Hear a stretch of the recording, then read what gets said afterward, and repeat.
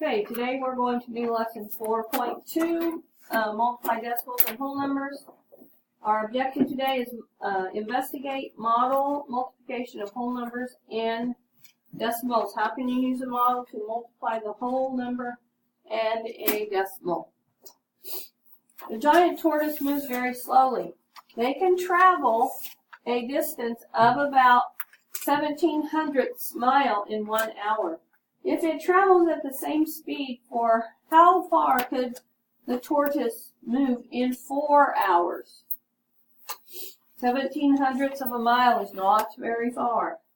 Complete the statement to describe the problem. I need to find how many total miles in 4 groups of 1/1700ths of a mile. Write an expression to represent the problem. So you should fill in that. 4 groups of 1/1700ths miles.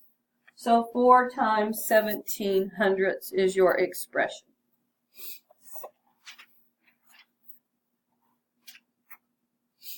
Use the decimal model to find the answer.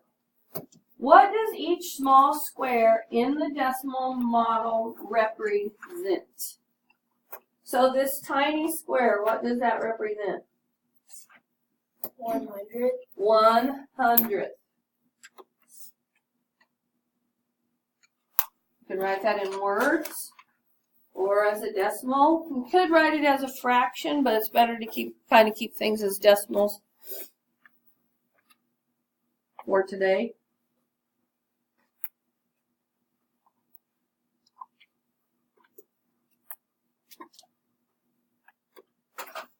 Okay, part C, it says, shade a group of 17 squares to represent the distance a giant tortoise can move in 1 hour. Pick one color of your colored pencil and shade in 17. Remember that one row or one column down is how many? 10. So we need 10 and then we need 7 in the next column. And that would be 17.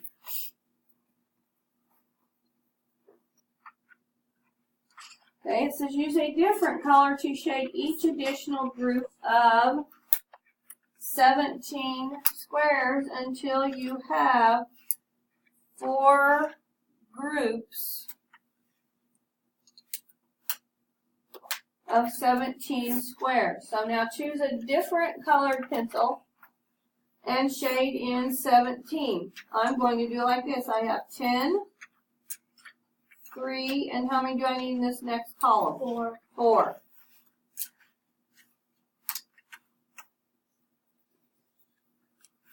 It should be shading.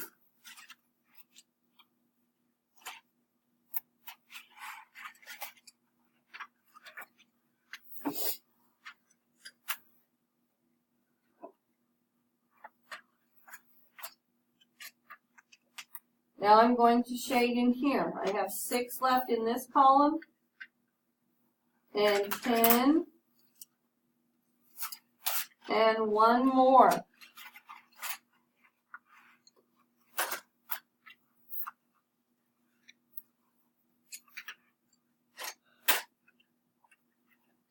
That leaves me 9 in this column, and then I should do 8 in this column. So there I have my 4 groups of 17 squares.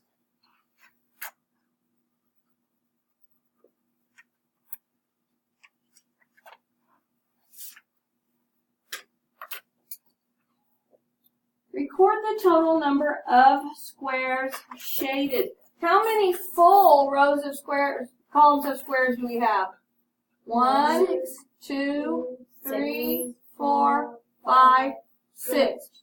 So do we have a whole column?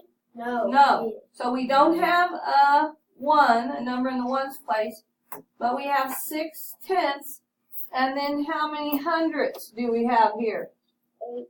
8. So the giant tortoise can move 68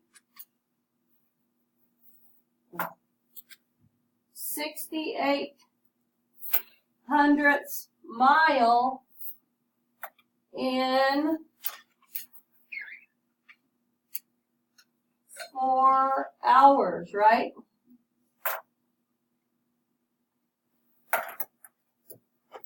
Notice that I went back because it says how many squares shaded, so that should have just been 68, so 6,800. All right, now, on the top of page 166, these are the questions they ask us.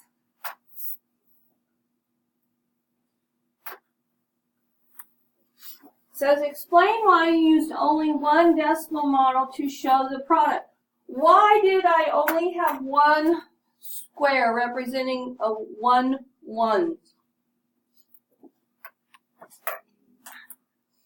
Mia, why do you think? Because there was 100 in there. No, there's 100 squares and we only needed what? 68. So here is your written answer for that. So why do you use only one decimal model to show the product? The model shows 100 hundredths. Since the product is 68 hundredths, only one whole decimal model is necessary. Okay, question 2 on page 166 is, explain how the product of 4 groups of 17 hundredths is similar to the product of 4 groups of 17.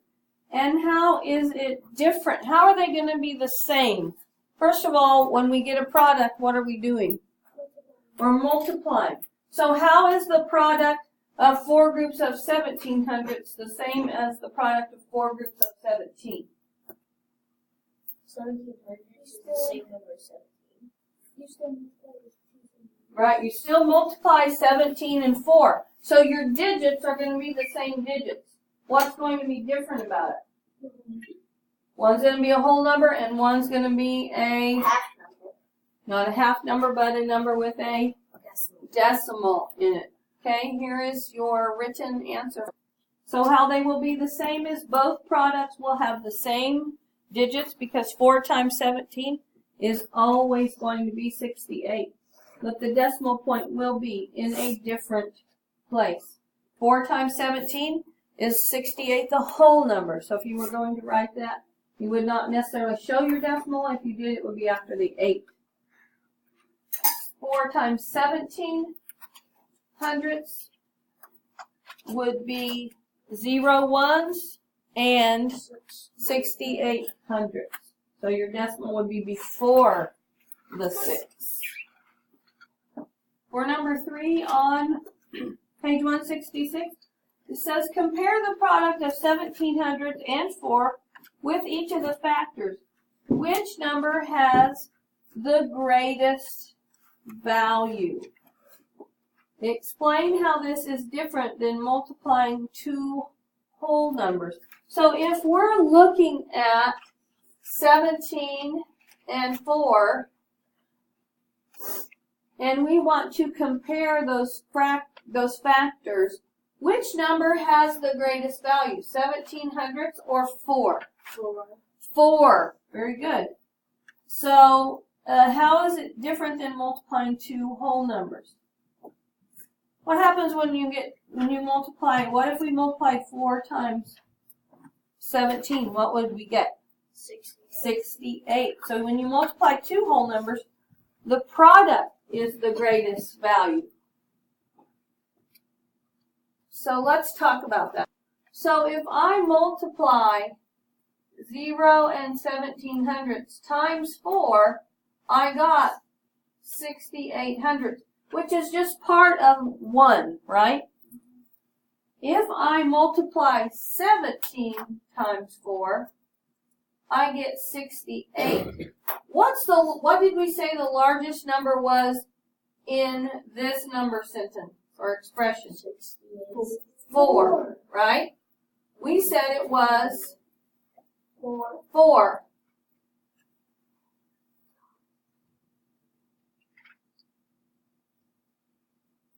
What's the largest number in 17 times 4? 68. So the product. So if you're multiplying whole numbers times whole numbers, the product is always going to be the largest number. But if you're multiplying a whole number times a decimal, the product is not going to be the largest number within your number sentence, is it? No. Okay, let's put that into words. So here's our response for number 3 written in words. The factor 4, right here, has the greatest value when you multiply a decimal and a whole number, but when you multiply 2 whole numbers, the product is always going to be the greatest value. You can draw a quick picture to solve decimal multiplications. Find the product of 3 times 46 hundredths. Make 3 groups of 4 tenths and 6 hundredths. So 4 tenths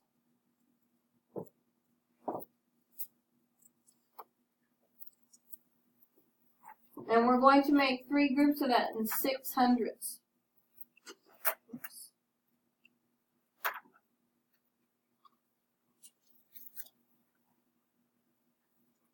It needs to be organized on your paper so that you can see the 3 groups of 46 hundredths. And some space because we're going to do some regrouping with this. So you'll need to be able to draw between them.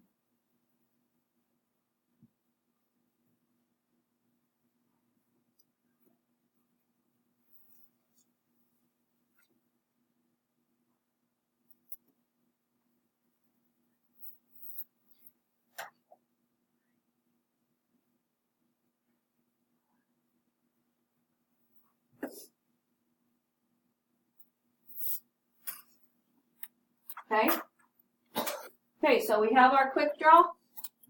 Now it says combine the hundredths and rename.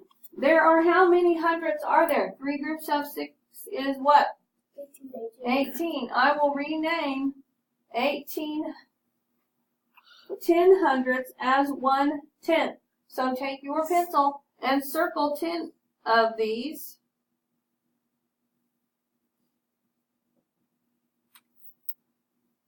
And then you're going to cross it out and give yourself another tenth.